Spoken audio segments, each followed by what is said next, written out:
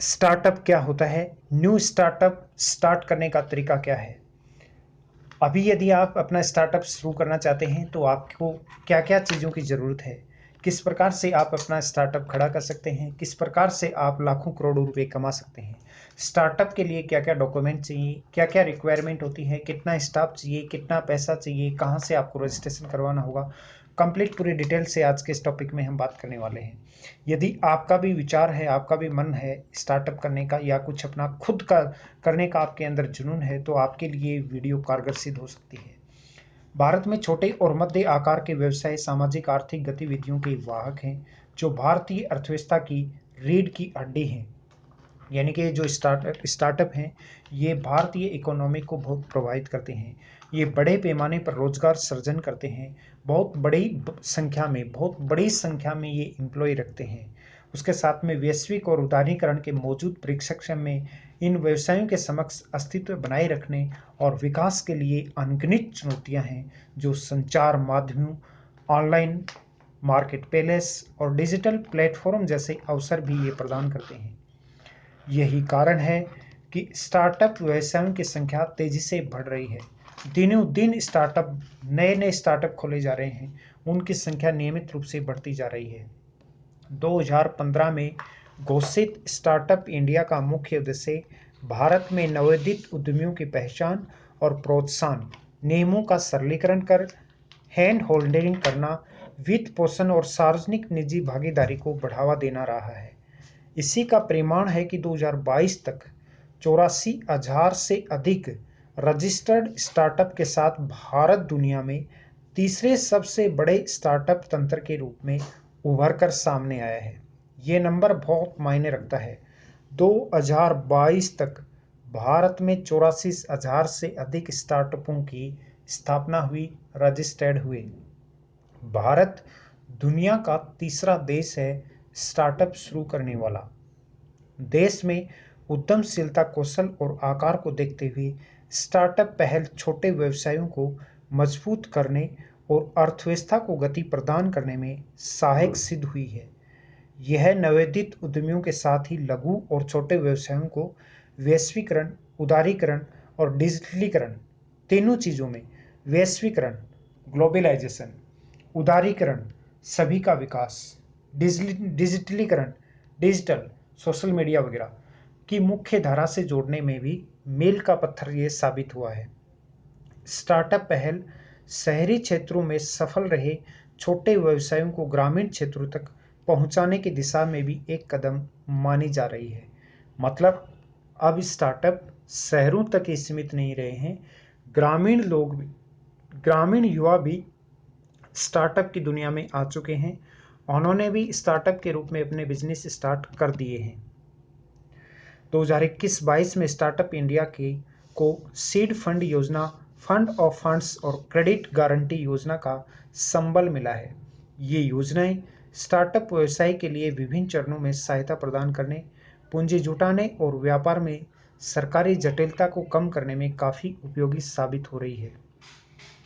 देश में हाल के वर्षों में खाद्यान्न, फलों और सब्जियों का रिकॉर्ड उत्पादन हुआ है, रिकॉर्ड तोड़ प्रोडक्शन हुआ है। हमारा कृषि और खाद्य निर्यात 2021-22 में 50 बिलियन अमेरिकी डॉलर के जादुई आंकड़े को पार कर गया, जबकि राष्ट्रीय सकल घरेलू उत्पादन में कृषि का योगदान 17% से अधिक यानी कि करीब 500 बिलियन अमेरिकी डॉलर का है। ये आंकड़े ग्रामीण क्षेत्रों में कृषि व्यवसाय की अक्षमता के प्रमाण हैं, जिन्हें भारतीय अर्थव्यवस्था में महत्वपूर्ण योगदान और दहाई अंकों के विकास के लिए इस्तेमाल करने की आवश्यकता है। स्टार्टअप योजना को कृषि एवं ग्रामीण व्यवसायों में प्रोत्साहन देने का समय आ गया है। इसके तहत 10,000 किसान उत्पादक संगठनों एफपीओ की स्थापना, कृषि अवसंरचना निधि एआईएफ की शुरुआत और 3 राष्ट्रीय स्तर की बहु राज्य सहकारी समितियों की स्थापना जैसी अन्य मेगा योजनाओं के साथ स्टार्टअप योजना को जोड़ा जा सकता है। इससे ग्रामीण और अर्ध शहरी क्षेत्रों में कृषि और खाद्य व्यवसायों, एकत्रीकरण, भंडारण, प्रसंस्करण और निर्यात की गति दी जा सकती है। गुणवत्ता व बाजार की चुनौतियों से निपटने के लिए स्टार्टअप योजना के तहत हस्तकला, खादी और कृषि, पर्यटन जैसे ग्रामीण व्यवसायों के आधुनिकीकरण पर ध्यान देने की बहुत जरूरत है। बीते दशक में हमने डिजिटल प्रौद्योगिकी और लागत प्रभावी समाधानों के साथ पुरानी कृषि प्रणाली को बदलने के लिए कृषि उद्यमियों और एग्रीटेक स्टार्टअप की नई लहर देखी। एग्रीटेक स्टार्टअप वो होते हैं जो कृषि से संबंधित खाद, बीज या फिर यंत्रों के लिए काम करते हैं, उनको कहते हैं एग्रीटेक।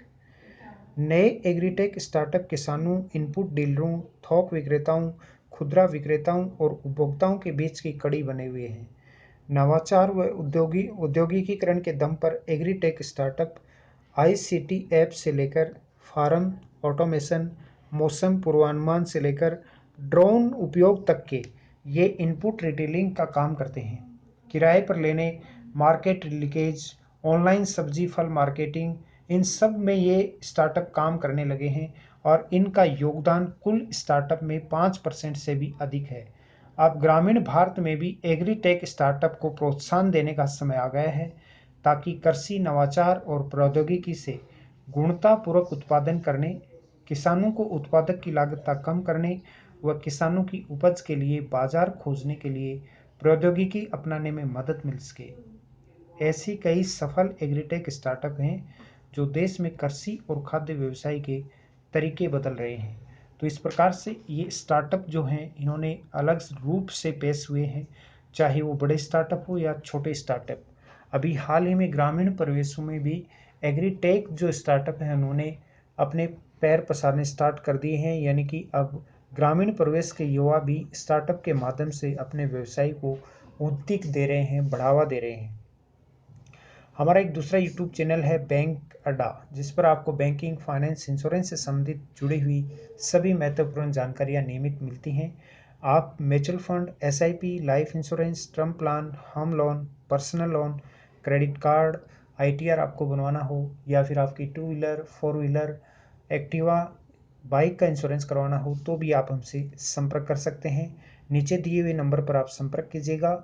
हम सभी कंपनियों से इंश्योरेंस करते हैं बहुत कम प्रीमियम पर, या फिर सोशल मीडिया पर भी आप हमसे जुड़ सकते हैं, जिसका लिंक नीचे डिस्क्रिप्शन में दिया हुआ है।